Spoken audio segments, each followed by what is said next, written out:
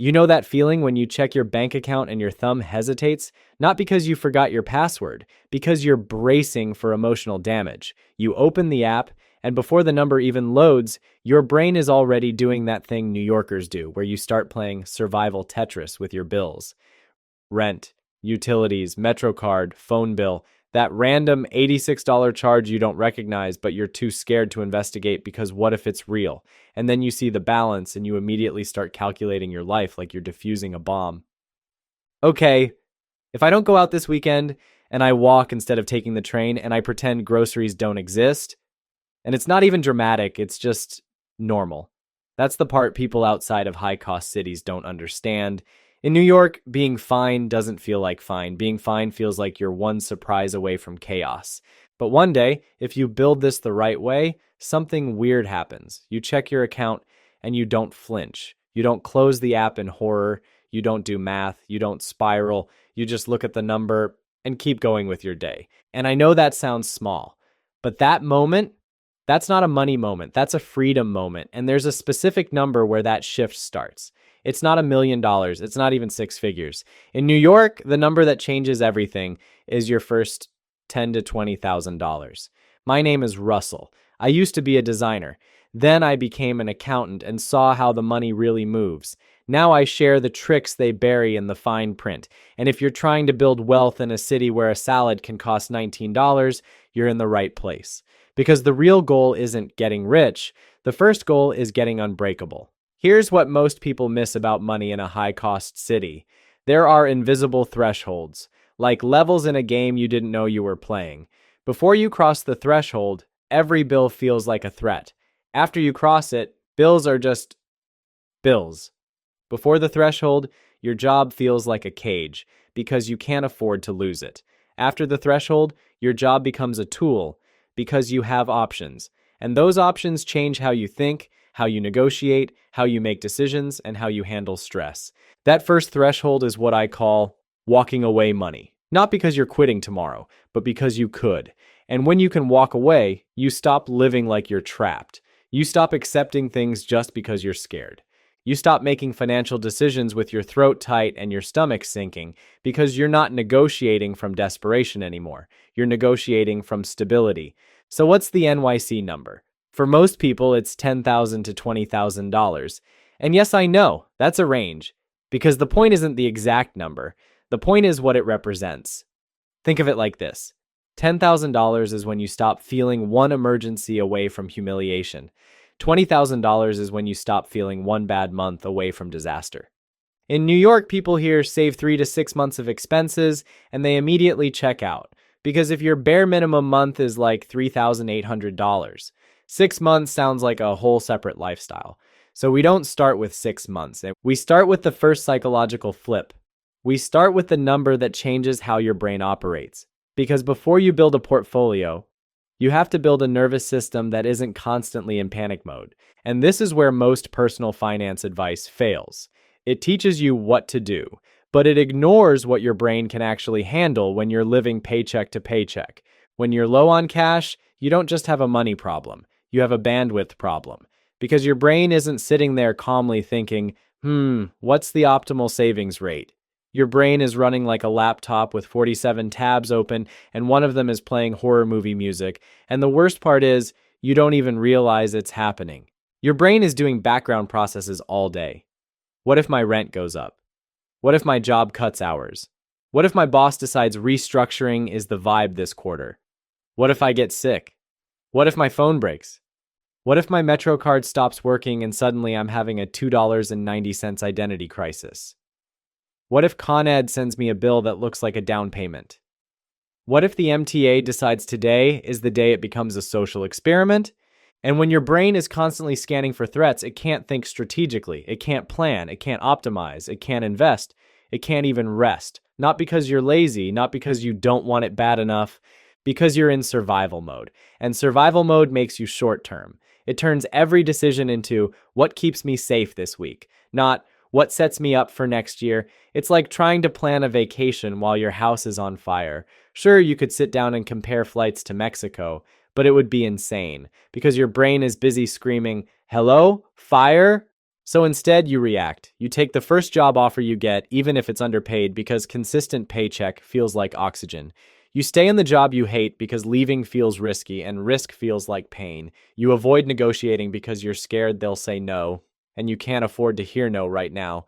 You don't apply to better jobs because the idea of interviews sounds exhausting when you're already exhausted.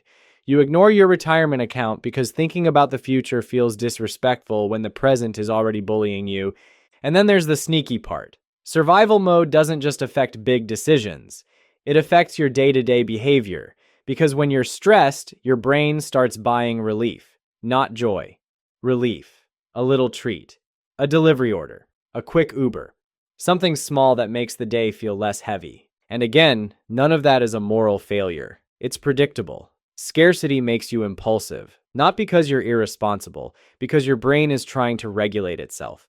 But something remarkable happens when you build a real buffer. Your brain stops screaming. You stop feeling like every bill is an ambush. You stop flinching when your phone buzzes. You stop doing mental gymnastics over a $4 coffee like it's a congressional budget meeting. And for the first time in a long time, you get space. Space to think, space to choose, space to be strategic. Instead of asking, how do I survive until next payday? You start asking better questions. How do I grow? How do I raise my income? How do I stop leaking money in this city? How do I build a system so I don't have to be good every day? How do I make my money decisions automatic instead of emotional?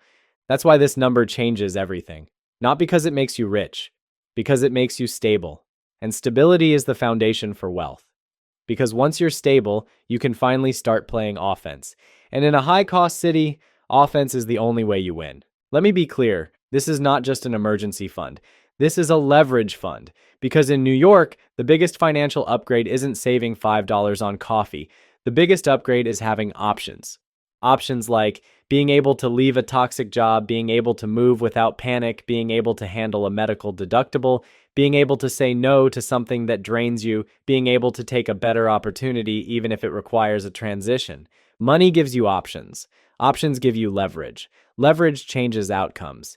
And if you've ever wondered why some people seem calm no matter what happens, it's not because they're emotionally superior. It's because they're not financially fragile. Fragility is what creates panic. Walking away money is what ends it. All right, let's make this practical. Here's how to choose your NYC number without turning it into a spreadsheet religion. Step 1, calculate your bare minimum month, not your ideal month, not your healing era month, your bare minimum. The version of your life where you're paying your bills, feeding yourself, and functioning. Include only rent, utilities, transit groceries, phone minimum debt payments, insurance, and one small life happens buffer. That's it. No shopping, no entertainment, no I deserve this. Just survival.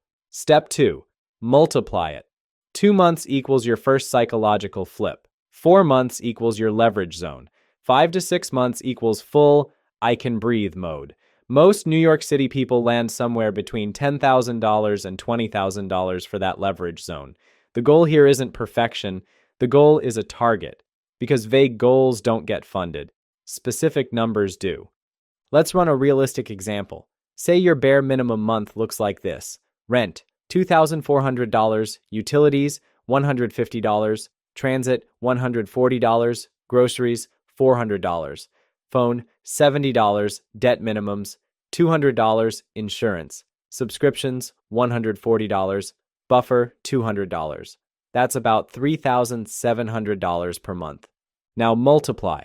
2 months approximately $7,400, 3 months approximately $11,100, 5 months approximately $18,500.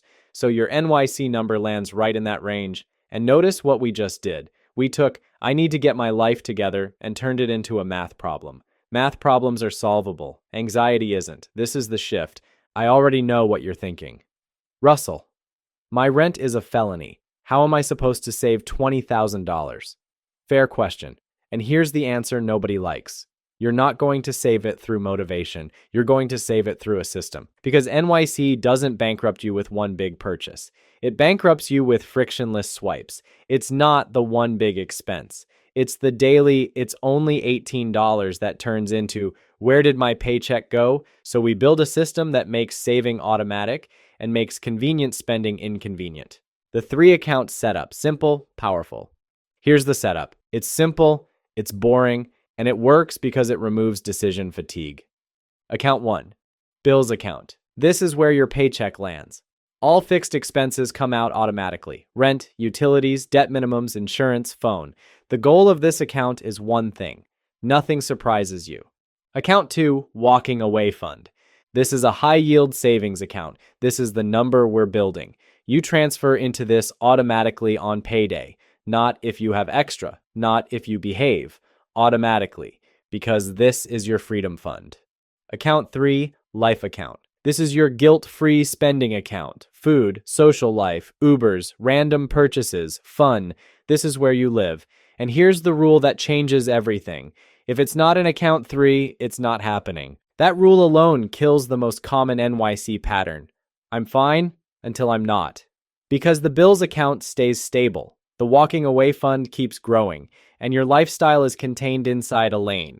You stop mixing survival money with vibes money. Now, how much should you transfer? Here's the mistake people make. They go from zero to hero. They try to save $900 a month. They hate their life. They quit. And then they conclude saving doesn't work in NYC. Nope. Saving works. Your plan didn't. So instead, we use a ladder because consistency beats intensity. Here's a simple ladder. Weeks 1 to 2, $25 per week. Prove consistency. Weeks 3 to 6, $50 per week. Weeks 7 to 10, $75 per week. Then scale to 10% of take home if possible. This builds the habit without triggering self-sabotage. Because the first win you need isn't the money, it's the identity shift. You become the person who saves automatically. That person eventually hits the number. Russell, that's still too slow. Okay. Then we turn the knob that actually matters in NYC. And I need you to hear this clearly. You do not budget your way out of high rent. You system your way out of high rent. And that means focusing on big levers, not tiny sacrifices. Coffee is not the villain. Fixed costs are the villain. So here are the moves that change the timeline. The 3 high cost of living levers. Lever number 1, housing, the rent tax. In NYC, rent isn't an expense. It's a tax. A recurring monthly tax that quietly determines how fast you build wealth. A $200 reduction in rent is $2,400 per year. That's not latte money. That's walking away money. So if you want to speed this up, you do one of these. Negotiate your rent, change neighborhoods, change roommates, change apartment type, or change your income to match the rent reality. People avoid this because housing decisions feel emotional, but they're not. They're math, and housing is the biggest lever you have. Lever number 2, convenience. Cap it, don't eliminate it. The goal isn't to live like a monk. The goal is to stop convenience spending from driving your entire budget. Delivery fees, Ubers, last-minute spending. You don't need to eliminate it. You need to cap it. Create a weekly convenience budget. Let's say $60 or $80. When it's gone, it's gone. No guilt, no drama, just boundaries. Lever number 3, income. One skill, one lever. NYC is expensive, but NYC also pays. The trap is staying in comfortable stagnation. You need one focused income lever. A skill that increases your market value, or a job hop strategy or a side income lane that's scalable. Not 10 side hustles, one lane you can actually stick with, because the walking away fund is built faster with income, but it's protected by systems. What changes when you hit $10,000 to $20,000? Now here's the part people don't expect. When you hit that number, the change isn't just financial, it's behavioral, because you stop making decisions like a trapped person. You negotiate differently. Not because you became fearless, because you became less dependent. You can ask for a raise without sounding desperate. You can say no without panicking. You can leave if you need to. And employers can feel that. You choose differently. You stop optimizing tiny purchases and start optimizing big choices. Where you live, what you drive, what jobs you take, what debt you carry. Your brain graduates from survival budgeting to strategy. You invest differently because you're not investing with fear anymore. You're not investing while secretly hoping nothing breaks. You're investing from a stable base. That's when portfolio flex becomes real. Not because you're rich, because you're stable enough to build. And this is where most people ruin it. They hit $10,000 or $20,000, feel powerful, and immediately spend it to celebrate. new phone, vacation, down payment, a new apartment they deserve. Listen, that fund is not a reward, it's a foundation. If you drain it, you don't just lose money, you lose momentum, you lose stability, you lose the identity shift that made saving possible in the first place. So here's the rule: you don't touch walking away money unless it prevents debt, prevents disaster, or buys you a better future. Not because you're depriving yourself, because you're building something that pays you back for the rest of your life. But what about investing? Shouldn't I invest instead? Good question. Here's the honest answer. If you don't have walking away money, investing can feel like torture. Because every dip feels like danger. Every unexpected expense forces you to sell, and the whole experience becomes stressful instead of strategic. So the order matters. In NYC, the first wealth step is stabilize your bills, build walking away money, then invest consistently. Because the fund protects your investing plan. It keeps you from pulling money out the moment life happens, and life always happens. Let's recap the plan in plain English. Calculate your bare minimum month. Multiply it to find your NYC number, usually $10,000 to $20,000. Set up the 3-account system. Automate transfers with a ladder.